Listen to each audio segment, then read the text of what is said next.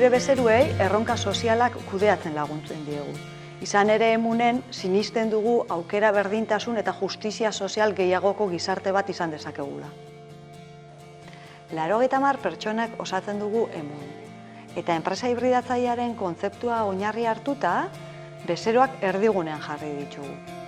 Horretarako gure burua berrantolatu dugu.